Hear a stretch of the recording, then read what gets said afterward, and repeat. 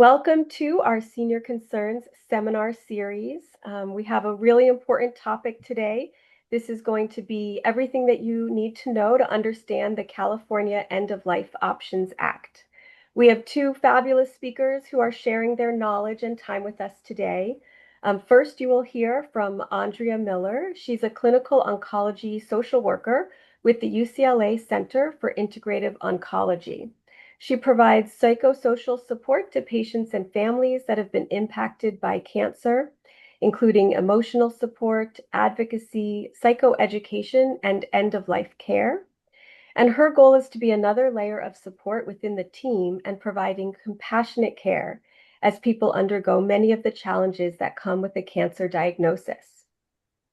Then she will hand it off to Amy Yoffe, who's a hospice social worker who has been specializing in end-of-life care since 2006. She believes that all patients should have the support and guidance needed to achieve peace and comfort at end of life. She's the coordinator for Access TLC's Hospice Medical Aid in Dying program and has facilitated this important end-of-life option for countless patients since creating the program in 2019. And she received her master's degree in social work from UCLA. Hey, so did I. Yeah, Go Bruins. we're all Bruins here.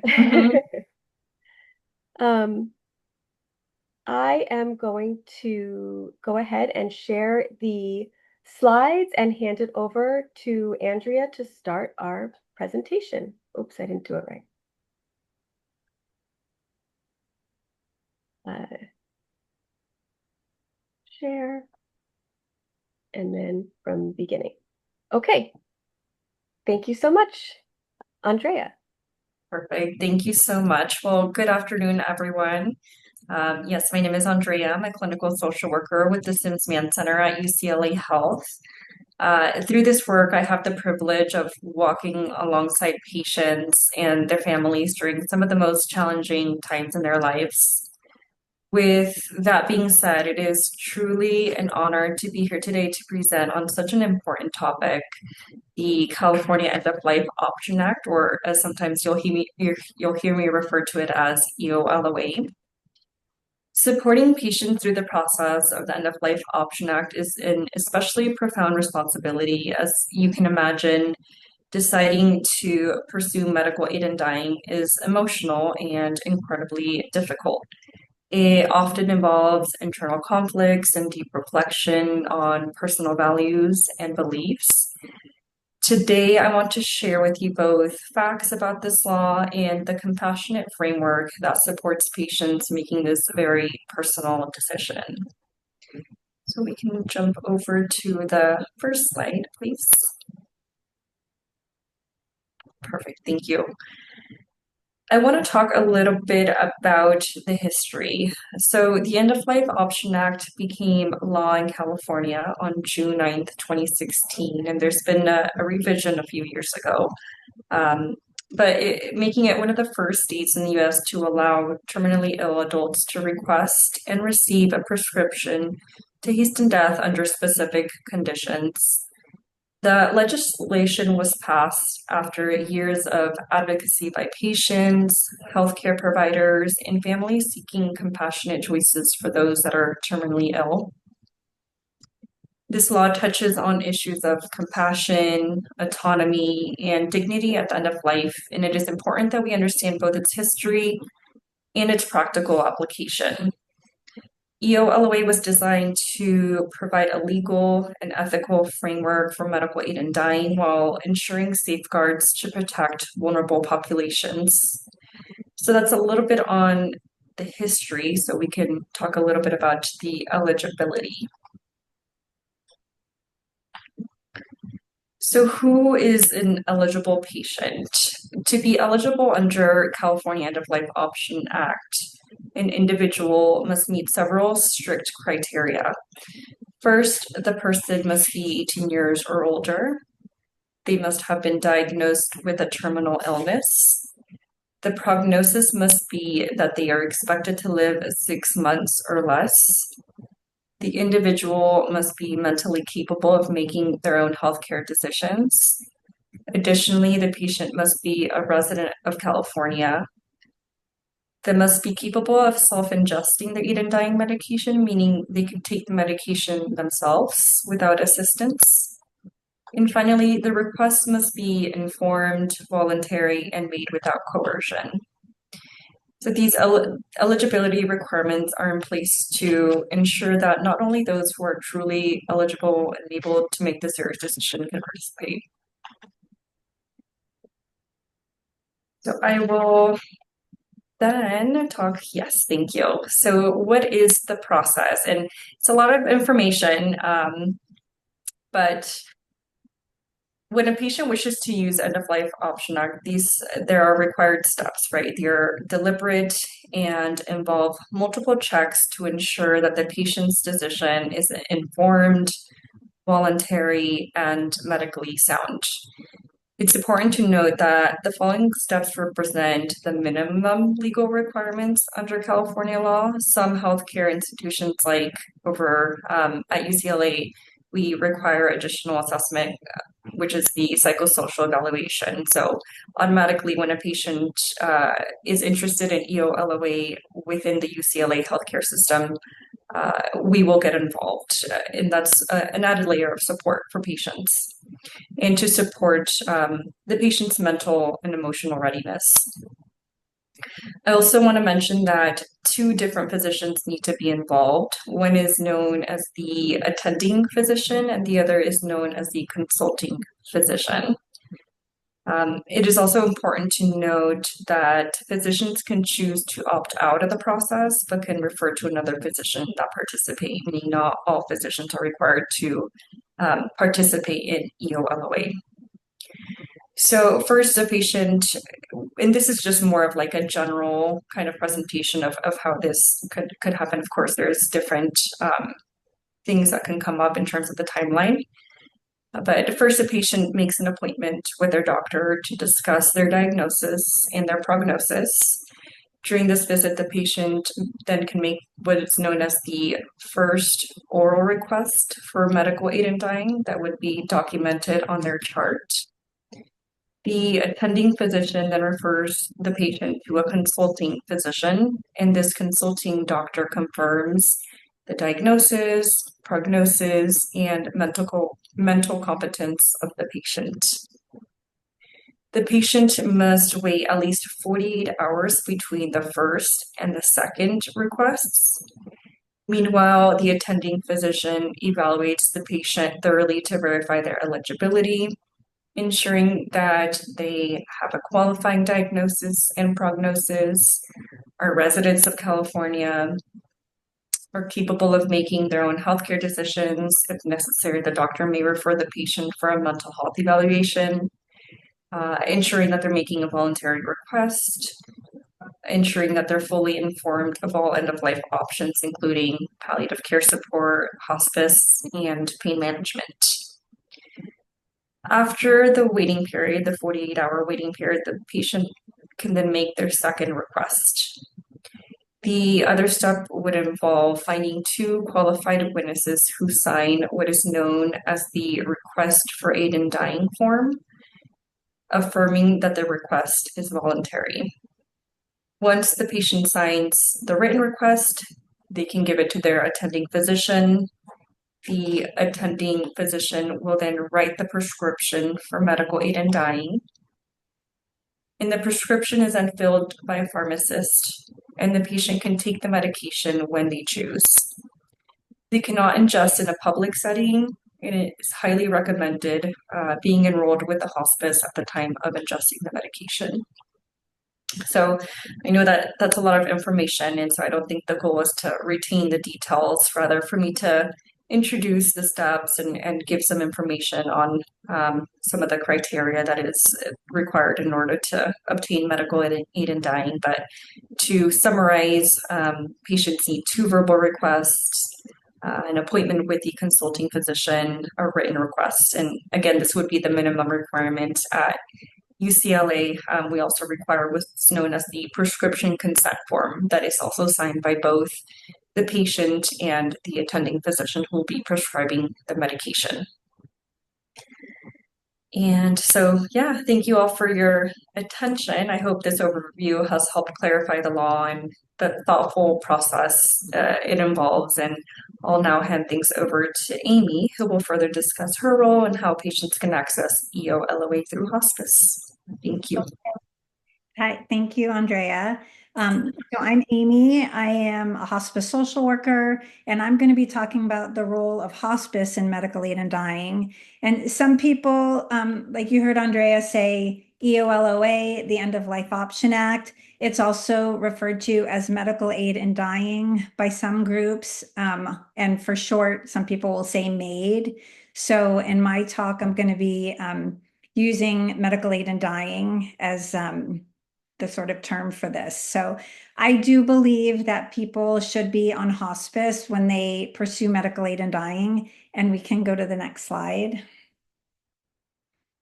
So for starters, there are a lot of benefits to being on hospice for people choosing medical aid in dying. So the first is we can help patients decide if and when medical aid in dying is even right for them. So our training is specifically focused on end-of-life care, and I believe we're the most equipped to help people to prepare for the best death that they can possibly have. That's whether it's due to medical aid in dying or just a natural passing. So we can have very open and honest conversations with people about their fears, their concerns, and what they hope that the end of life can look like for them. And next, we can help people have meaningful conversations, including how to say goodbye. So sometimes the topics around these issues, end of life in general, can be very sensitive and difficult to have. And so it's our job to help people with those conversations. And it could be as simple as helping a loved one understand why the person is even considering medical aid in dying in the first place. Another benefit of hospice is we help people by managing their symptoms of pain and discomfort as their disease is progressing. And the benefit of this, other than the obvious, is that if someone's considering medical aid in dying, they may have a sense of added urgency because of the pain that they're experiencing. And if we can keep them more comfortable, typically that can buy them more time to have. And then finally, on hospice, we're able to monitor the window of opportunity. And when we talk about that in terms of medical aid in dying, the window of opportunity is when a person is still able to communicate their wishes, they're alert and coherent enough to communicate those wishes. Because as a person's symptoms progress, they may be unable because they are, let's say they are confused, or maybe they're sedated, or a variety of things that can keep them from saying, I want to take the medication now. So if someone has gone through the whole request process and is unable to say they want to take it now, everyone can be aware of their wishes, their family, the doctors, the hospice team, but nobody can on their behalf say, let's do it now. And another thing we monitor regarding the window of opportunity is a person's ability to swallow the medication. Dysphagia is a very common symptom at end of life, and that is trouble swallowing. And typically a person will ingest the medication through a straw. So if they're unable to swallow without coughing or choking, that would become a major concern and a barrier. But I do want to say that swallowing is not the only option. The medication can also be self-administered with a rectal catheter. And it's the same catheter used that goes into the bladder, but it goes into the rectum and the medication is drawn up into a syringe. And the patient just needs to be able to depress that syringe to self-administer it. And of course, if a person has a G-tube, then the medication could be administered that way as well, and it would not be swallowed. Next slide, please. So how does a person choose the right hospice agency? And I would encourage them to ask 3 questions. The first one is, do you support a person's right to access medical aid in dying? And that's a pretty low bar, because I would hope that they do support a person's legal right to access the medical aid in dying. But the next question is, will your doctors write a prescription for the aid in dying medication? So if a patient comes to us, for instance, from one of the UCLA doctors that Andrea works with and was able to access the medication that way, that is a real plus, but a lot of times that's not the case. And so if a person is on a hospice and their doctors don't write the prescription, then they need to try and locate a doctor who will, make appointments with doctors, and all of this is a lot to go through at this stage in their condition. There is at least one practice, like LA Patient Advocates, that has doctors that there's like a flat fee, generally at $3,000 or $4,000, that they can pay to access the medication. But ideally, a patient would not have to pay out of pocket for this legal option. Ideally, people can find a hospice agency that is supportive of their wishes, and the doctors will write the prescription, but there are very, very few of them. And then the final question I would say is, will your staff stay in the room when a patient ingests the medication? Some hospice agencies will say that on the day of ingestion, their staff is not able to be present at all, or they need to step out of the room when a patient is going to take the medication. I think that's pretty scary, and maybe even a little dangerous. I do think that patients and family members need a lot of support and education and reassurance at the time of ingestion, and also help with the mixing of the medication. So I say, if the answer is no to any of these questions, choose a different hospice agency, because we have had families that sign up with an agency because they're told that, yes, they do support medical aid in dying. But then when it comes time to get the ball rolling, they say, well, we support it, but we can't help you. And then they have to transfer to our agency, which, involves paperwork and time and meeting a whole new hospice team, which is, a lot to go through. And so I say this creates unnecessary stress during an already challenging time. Next slide, please. So what is the request process and timing? And Andrea, she spoke about this a bit, and I'll just say it more in terms of how it works with us at Access TLC. What we do is, on one of my visits, I will call our medical director on FaceTime and facilitate that first verbal request between the patient and the doctor. I'll also have the written request form with me for the patient to sign. And then at least 48 hours later, because that's the waiting period, we will do the exact same thing. I'll come out again. We'll do another FaceTime request with our medical director. And then we need, remember, a second physician. That's the consulting physician. So I will make another visit. We'll call one of our assistant medical directors and do that FaceTime call. And then when all those 3 requests are completed and the written request form is signed, then it's time to write the prescription. So typically I will deliver it to a compounding pharmacy in Newbury Park that we use. It's called Regency Pharmacy. There are surprisingly very, very, very few pharmacies that are willing to fill the end-of-life prescription. So very thankful for Regency Pharmacy. Not only that, and not only do they deliver to a very wide geographical area, but they also have the best price of, I don't know, maybe any other pharmacy that fills this prescription. So I encourage people who are even remotely considering this, and they are a candidate for it, to start the request process early, because medical conditions can change unexpectedly, and it's not uncommon for people to have completed the first verbal request, the consulting physician's request, and then they have a change in condition where they are then, maybe they become unresponsive or something has interfered with their ability to ingest the medication and it's no longer an option. And typically families feel so badly when this happens because they feel like they weren't able to honor their loved one's wishes, but of course it's completely out of their control, and it can sometimes just surprise everyone when things can change suddenly.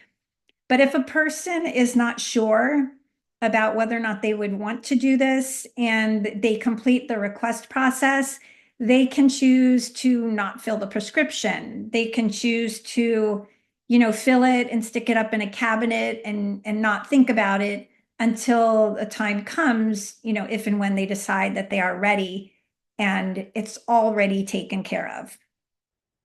Okay, next slide. So how to plan for the day of death. There are a number of decisions that a person has to make. Some of them can be quite challenging. One is how to choose the day of death date. And for some people, they might make that choice based on symptoms. They may have a red line in mind, such as when I'm no longer able to get myself to the bathroom. That's when I would want to do it. Or when my pain is so high that the medication isn't really effective, or I'm having to take so much that I'm sleeping all the time. There are a number of things that can influence a person's decision. Another person might make their decision based on life events. There could be maybe a wedding in the family coming up in a couple of weeks that is very important to them. I had a woman who she really just wanted to see her favorite women's basketball team get to the finals and see what happens during that game. Also, it could be based on a person's frame of mind.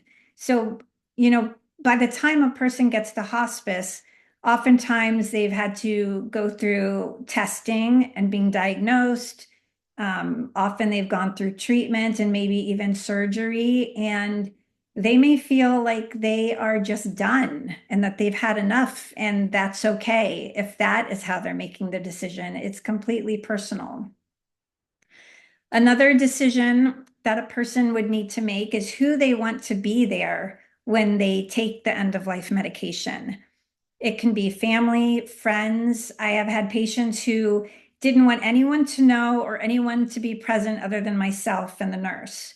I had a patient who had a really large celebration of life, and the house was filled with people. And then when it was time to take the medication, we went into his room, with his wife and his 2 daughters.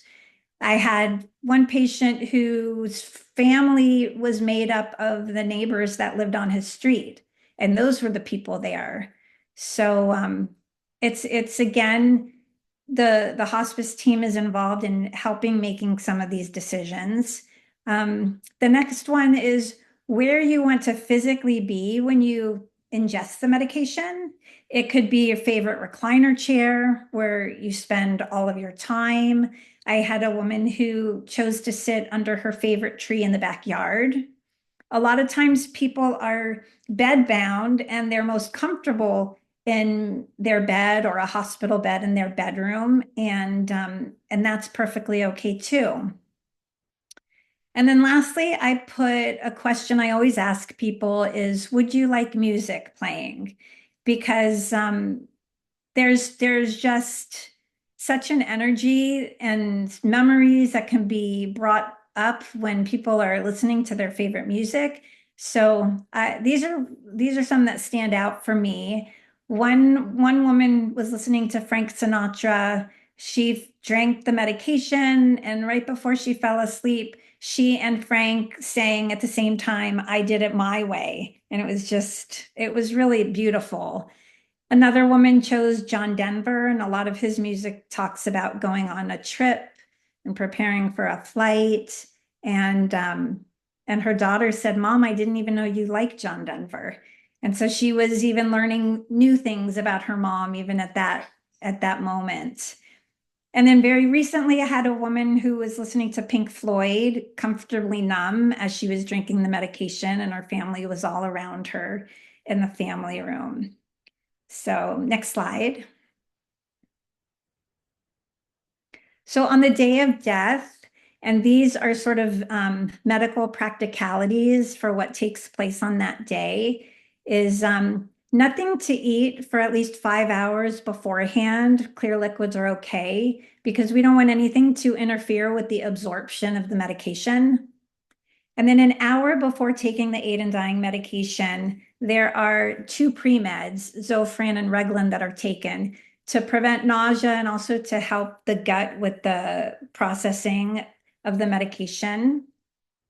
And then when the patient's ready, I will mix the powdered medication with about 1/4 of a cup of a liquid that I get from the pharmacy. It's like a diluted fruit flavored syrup.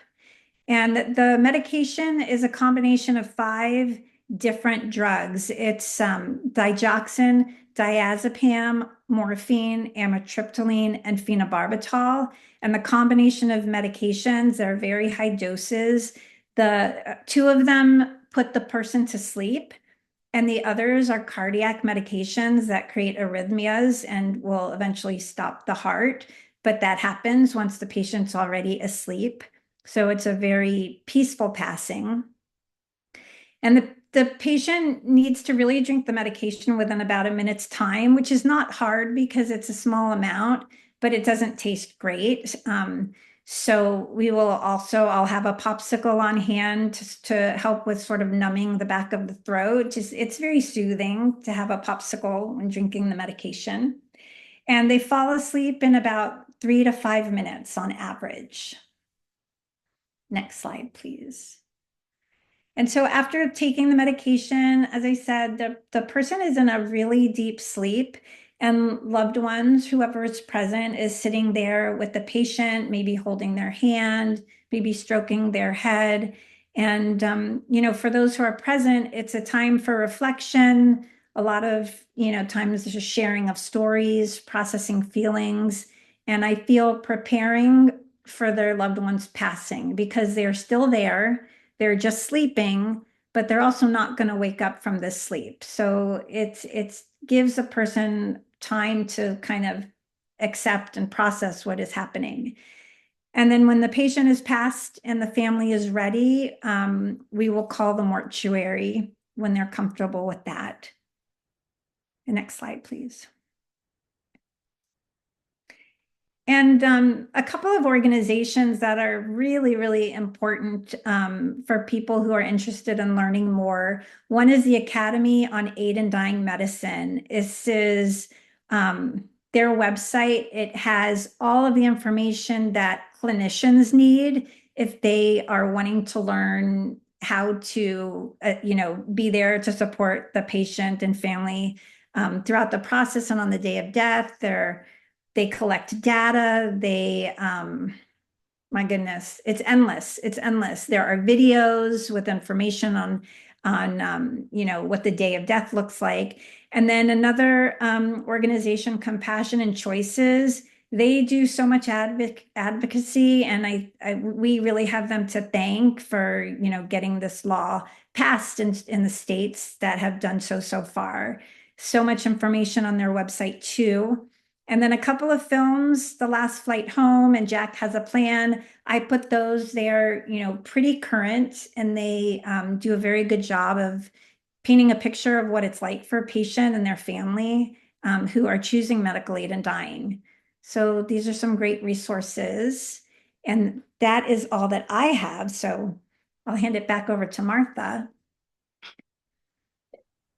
Thank you so much. I do have some questions that have come in, and I just wanted to ask one as well, which is what will be put on the death certificate?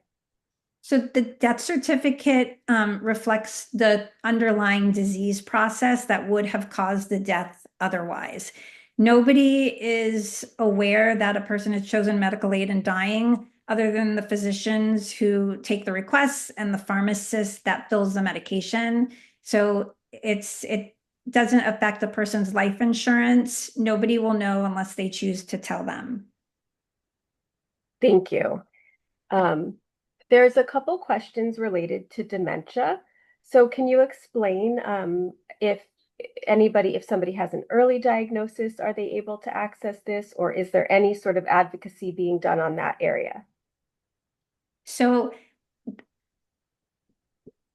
diagnoses that affect a person's decision making do not make a patient eligible for medical aid in dying. And if a person is interested in this in the early stages of their illness, then they're not going to qualify because they're not terminal with 6 months or less. So, for those reasons, a person who is suffering from dementia is not a candidate. There is something called VSED, or the voluntarily stopping of eating and drinking, which is legal in all states. And there is information available on, the Academy for Aid in Dying's website about VSED, also Compassion and Choices. And people are able to, fill out, there's a template on Compassion and Choices for people who have dementia or anticipate a diagnosis and want to clearly state what their wishes are, giving family members permission to withhold certain things. But in terms of ingesting the aid in dying medication at this time, no, they're not a candidate.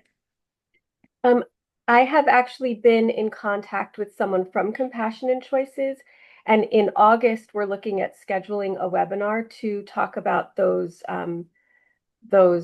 paper templates for people with dementia where they can express their wishes. So I don't have it solidified yet, but people that are interested in that information, you'll get an email about it once it's official, and it'll be on our website. And I'm looking at that happening in August in the same format. So that will be, I think, helpful information as well. Another question is, can you explain what a qualified witness is? Do you want to do that, or do you want me to? Sure, yeah, I was just going to mention, so on the request for aid in dying form that has to be signed by two witnesses, there is criteria about who can be a qualified witness, and only one of them can be a family member. So one person, a family member, can sign, and the other one has to not be related to you by blood or marriage. Is that correct, Amy? And it's explained on the form, yeah. So this is, one form that, for instance, I would be able to sign as a witness, like an advance directive, appointing of a durable power of attorney for healthcare. I would not be able to, a healthcare provider can't. But in this form, yeah, like Andrea said, one can be family member, one can be a healthcare provider. Okay, thank you. And neighbor, anyone not blood related. Okay. This is a good question. Doctors are often reticent to discuss how long a patient has to live. So how do they determine when they have only 6 months left? So there's a lot to be said about prognostication and how doctors come up with a timetable, and certain terminal conditions, when there is no cure, we know that the end is ahead. For instance, when a person is interested in hospice, there are certain criteria and scores that would make a person qualify or not qualify. So I think it's challenging, and we don't have a crystal ball. We can't always know. But if a person is not seeking curative treatment any longer, they have a terminal diagnosis, and they have been showing signs of decline, then it's definitely reasonable to have a hospice evaluation done to see if they qualify. I don't know if that answers the question, or Andrea, if you have a different idea. No, I think yeah, that's a great answer, Amy. And I would also encourage people to have these conversations with their own physicians, right? In terms of your own personal health, what would that look like for yourself? I agree, and I will say from my own experience that sometimes you do have to bring it up to the doctor, because I agree, some doctors, depending, are hesitant to bring it up because they feel in some way like they're failing you if they bring this up. So sometimes you just have to be the one to say, listen, I need to know, I'm not scared of hospice. When it's time, please talk to me. Or like she said, can we talk about what it will look like when it's time for hospice so that we can all be on the same page? Because, that can be challenging. It also really does depend on the diagnosis and the disease that we're looking at, because sometimes it is, different ways of approaching it and different disease that makes it maybe seem more clear when it's time to say we're going to stop curative treatments. Somebody asked if you could repeat the specific medications, the 5 medications. And I want to know, are you reading them or do you know them by heart? I know them by heart, and there's an abbreviation. It's referred to as DDMAPH, which kind of helps, when I say them. So it's digoxin, diazepam, morphine, amitriptyline, and phenobarbital. And to give you an idea of the dosage, the morphine is 15 grams. So typically we think of, when we talk about morphine, we're talking about milligrams. So this is grams. So 15 grams would be 15,000 milligrams. So it's not, the type of thing there, oh, there's a loved one with some leftover medication for something, and that's in this medication. Maybe no, it's a very specific combination of medications. Okay, thank you. And then the last question is, what states have passed this law? If you know, it's changing all the time.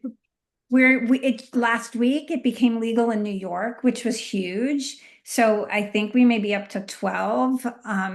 It's going to be hard off the top of my head. I will say Oregon, obviously, New York now, New Jersey, California, Delaware. I'd say Google it. Google Hawaii, Hawaii. Maine, Colorado, DC, and New Mexico, Vermont. Yeah, Yes. that was good though, Amy. Thank you. I'm impressed. In Colorado. Yeah, Colorado. Mhm. Yeah. But it doesn't look exactly the same in every state, right?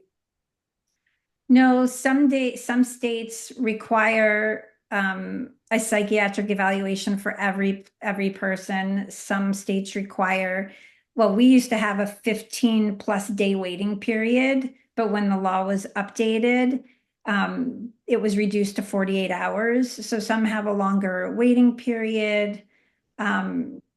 You really have to be aware of what the criteria are on the state that you live in.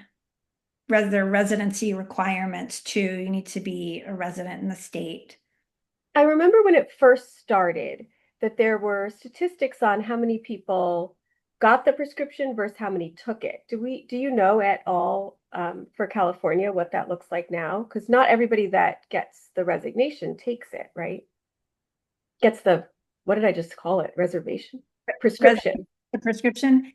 That's correct, because sometimes just having the prescription in hand is the comfort and sense of control that a person needs. Mhm. And then they decide that their symptoms are managed enough and that they're not feeling that they need to take the medication. So I would say earlier on, there were probably more prescriptions than people taking it. I feel like things are changing though, because people have greater access and they have greater support. So Mhm. they're more likely to be able to find a death doula or a volunteer who's going to help them on the day of death, or there'll be, better chance of a hospice that can support them as things progress. So, but you do make a good point that sometimes it's just getting the medication in hand or the prescription that is what a person wants. Yeah, just feeling in control just in case.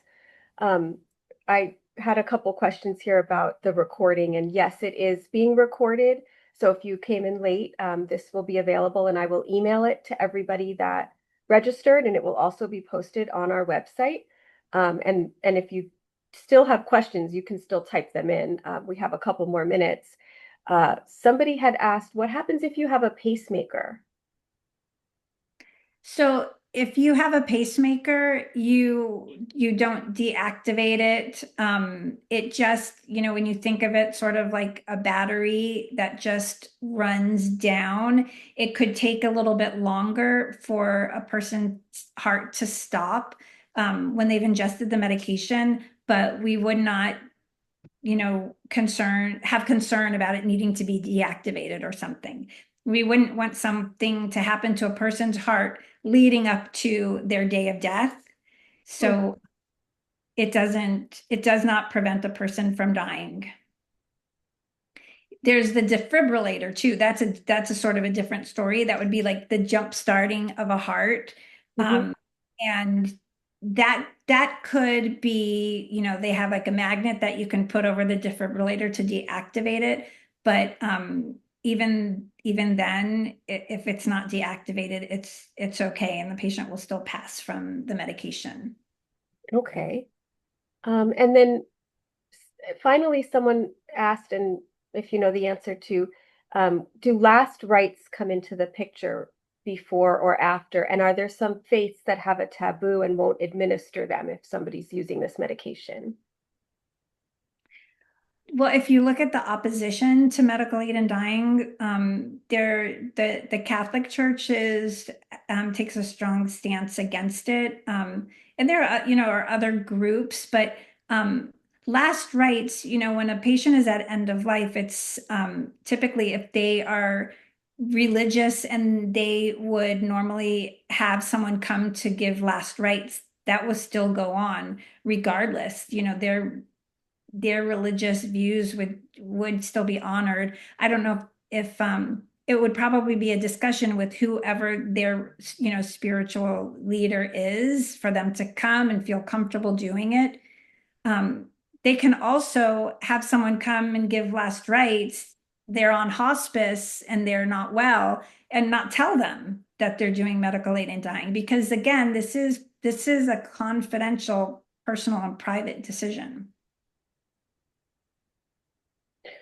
And then just finally, they just asked if you could repeat the H of the drug cocktail. There's no H, there's a PH at the end, which stands for phenobarbital. Maybe that's what you're thinking. Okay. Thank you. Okay. And Then if you went on the website for the Academy on Aid and Dying Medicine, it's there too. The prescription and the dosage and all that stuff. oh, good. Thank you. Okay, then I don't have any other questions. Is there anything else that you wanted to share? I think that that was a lot of really helpful information, and I think it's a difficult subject to talk about, and I think you really helped explain it in a way that I think makes a lot of sense to people. Yeah, I'm so glad that you're having this webinar today on this topic, because there are a lot of people still don't even know that this is a legal option in California. There are some doctors who don't know, and some I think many doctors who are hesitant to be involved is because they don't have the information of how to do it. And the more people who are willing to learn, I think the better access will be for people. Absolutely. Thank you both for being here. If anyone had questions that were more personal in nature, tomorrow I will email all of you that registered with the slides and the link to watch the recording. And so you can always let me know that you had a question, and I can connect you with one of our speakers today so you can um, get that question answered. Our next seminar is planned for July 17th, and that will be, I'm sorry, July 15th. It will be hybrid, so it can be in person or you can Zoom in, and that one will be on estate planning. It will be presented by an estate planning attorney, helping your helpers, basically making sure that all of your estate plan is in good shape for the people that are helping you. So please look out for that, and it will be up on our website.